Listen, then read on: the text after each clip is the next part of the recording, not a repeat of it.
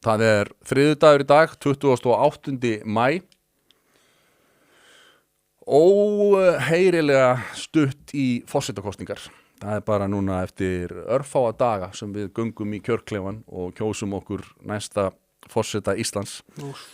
Þetta mjög sérstakur tími, eins að maður einhvern veginn veit engan veginn hvað maður á að kjósa.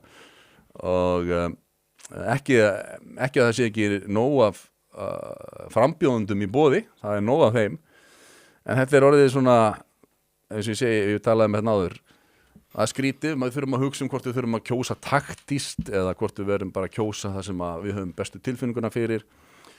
Það nefnilega þannig að með þessu forseta fyrirkomulagi, þessu forseta kosninga fyrirkomulagi, þá okkur dreift eins og smjöri á stóra brauðsneið og sem getur þýtt það að mikill meirihluti þjóðarinnar fær ekki þann forseta sem hann vill.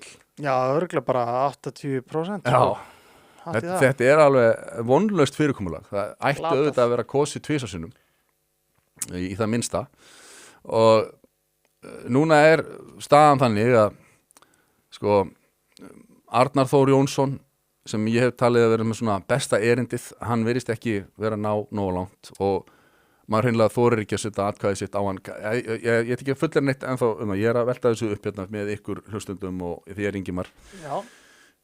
Jón Gnarr, hann sko algjörlega frábær einhvern veginn fyrir margar hlutasakir. Hann hefur algjörlega sýnt að það sko kostulegt að hafa hann á bestastöðum sem svona eitthvað sem að sko algjörlega laust við þetta pólitíska þras og kjaftaði sem við erum algjörlega komið nóg af frá Alþingi og bara svona, hann svona fulltrúi lista og menninga og dægurmála á Íslandi en hann líka, sko, glímir við það að hann ekki að mælast hann í könnunum að maður einhvern veginn sé vissum að maður þorir að setja atkvæði sitt á hann af því að það getið fallið niður sem dautt atkvæði. Þetta óbærileg staða og skoðanakannanir, það sagt að þær séu ekki skoðanamyndandi, en sjáu hvað við erum að gera hér. Við erum að velta fyrir okkur hvern við erum að kjósa sko umfram þann sem okkur langar helst til að kjósa af því að skoðanakannanir sínu okkur þetta og hitt. Þannig að skoðanakannanir klálega hafa úrslita make og break áhrif á hvað Íslendingar kjósa á endan. Já. Þannig að maður velti fyrir sig hvort það reynlega sko að sé bannaðir. Hvort það þurfa bara að banna skoðanakannanir aðdraganda kosninga. Já. Eða þú veist að því að þetta eyðileggur fyrir okkur algjörlega lýðræðið. Fólk ekki að fara að kjósa þann sem það vill raunverulega vera forseti, skilur. Það bara að fara að gera eitthvað taktíst og svo var ég með eina pælingu, ég var að ræða þetta félaga mína. Segjum svo að það eru 3 þarna, bara 3, Katrín og Höllunar. Já.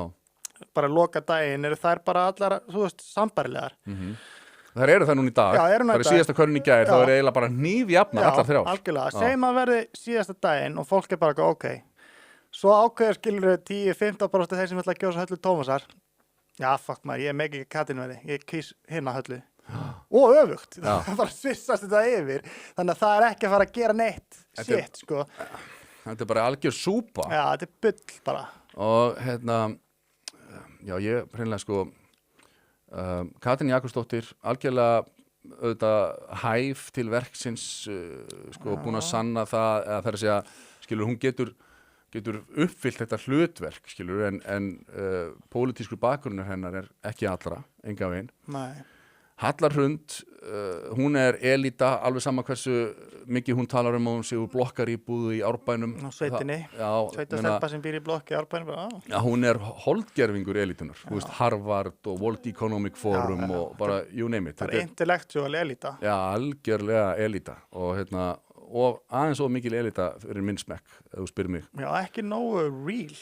Já, á enga veginn, hún sko bara, það bara eins og að sé svona slepja yfir henni af einhverju svona gerviheitum og enga veginn heitlandi en ótrúlegt hvað hún með mikið fylgi.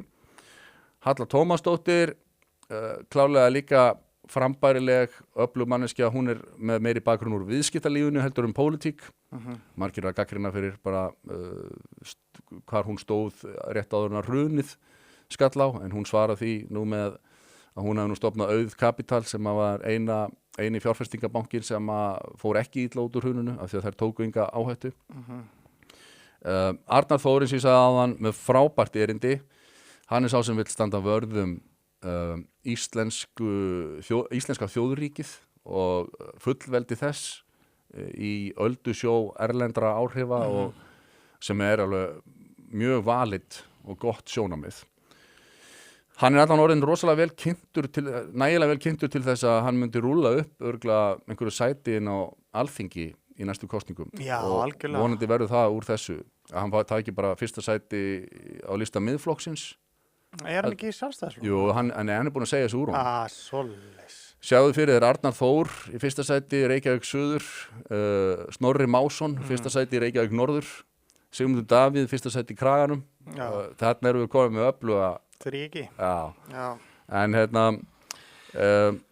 já, og svo þetta er bara eitthvað svo dapurlegt og því ég myndi segja svona, ef einhverjum myndi spyrja mig, þá myndi ég vilja segja þú átt bara að kjósa með hjartanum, þú átt bara að kjósa nákvæmlega það sem að þér finnst og ekki hlusta á eitthvað svona möguleika annara í könnunum og svona.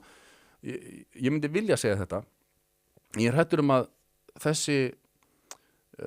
þessar leiðbeiningar mínar séu illa til þess fallnar, það er hreinlega myndi leiða til þess að Katrín Jakobsdóttir yrði forseti. Basically.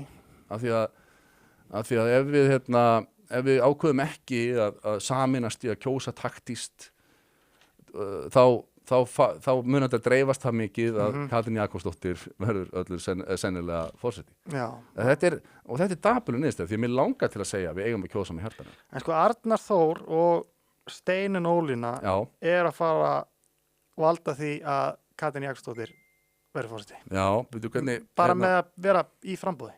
Já. Segjum svo að Steina fáið 2% atkvæði. Og ég geri svona ráð fyrir því að 99,9% sem er að fara að kjósa hana myndu alls ekki kjósa Katrínu. Já, einmitt. Fattar það mig? Og þá er kannski og Katrín vinnur kannski með 1%, skilur við. Og Arnar Þór, bara miðað við liðið sem ég er að sjá pósta bara á mínum vinahópum sem er að styðja hann, er lið sem er svona 99,9% þeir sem myndu ekki kjósa Katrín heldur. Þannig að því miður, það verður að vera forkostningar og svo bara 2. Það bara verður að breyta þessu. En eins og staðan í dag, þá er mér alveg skítsama hvernig það verður eftir 4 ár. Ég vil bara að þetta sé í lagi núna. Og það er seint að fara að breyta þessu. Þetta er, maður er bara gráti nær yfir þessari stöðu. En ég sá eitt á Facebook sem náttúrulega mann kannski trúður ekki öllu sem að sér á Facebook. Ég hef ekki kynnt mér þessar nýju stjórnarskrá eitthvað í þaular. Ég hef aldrei lesið hana eða eitthvað svona. En það var eitthvað að pósta ákvæði úr henni. Var hver að pósta? Einhver vinur minn og tala þetta, hvort það gæti verið að hafa verið Steinn Ólína eða eitthvað. Það er talað breytingar og kosningalögum. Já, það líka að tala að forsetaframbjóðendur mega ekki vera þingmenn eða ráðherrar. Já, það er mitt. Hver er ekki, þú veist, þá er bara Katrín out, basically. Já. Og hvað er Katrín búin að vera að gera síðan hún tók forsætisráðembættið? Hún er ekki búin að vera virða þessa nýju stjórnarskrá sem átt að fattar ekki hvað það við, skilur við? Hún er ekki stutt hana. Nei, þannig komin mjög góð rök fyrir okkur, hún ætti ekki að gera það, hún geti ekki orðið beint forseti. Nákvæmlega, akkurat, góð punktur. Sturlað. Hún hefur kannski, eflaust hefur hún haft þetta í maganum í fleiri ár. Þetta hefur verið plan hjá henni, að loknu að lokinu þingmennsku sinni að þá myndi hún fara í þetta embætti. Þannig að það hefur allan tíman verið útilokað fyrir hana að styðja nýju stjórnarskrána.